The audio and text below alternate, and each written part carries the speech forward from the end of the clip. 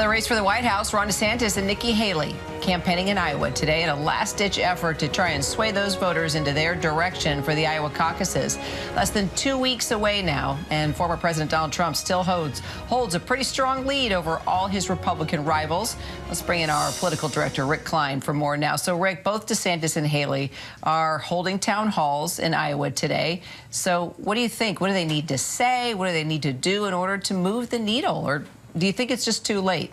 Well, the needle has been stuck for about a year now, so they need to move something pretty quickly. And of course, when the voting actually happens, particularly in a caucus, unexpected things can happen. So how you close is extraordinarily important. But they've been so frustrated for the better part of a year since their campaigns began, how they can break through, how they can make news, how they can make themselves into the intriguing choice. And so much of their attention has been focused, frankly, on each other, when, of course, Donald Trump is the biggest factor in the race and the person that is likely to blow the competition away in Iowa and maybe New Hampshire and beyond after that. So I think we're beyond a time of just thinking you can change a narrative. They've got to do something pretty dramatic and hope to be the last one standing. So Ron DeSantis is polling fourth now, 8% in New Hampshire. If he doesn't perform well in Iowa, well, what do you think? Is that it for him?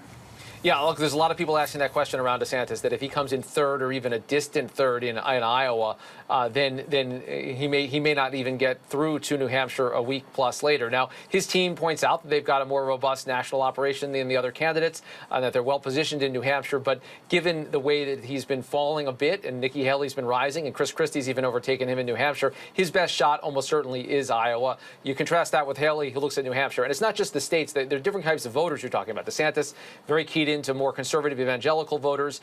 Nikki Haley trying to reach out more to independents, who are a much larger share of the New Hampshire electorate. So that was reflected in the strategy right now. But I think the urgency in Iowa belongs to Ron DeSantis.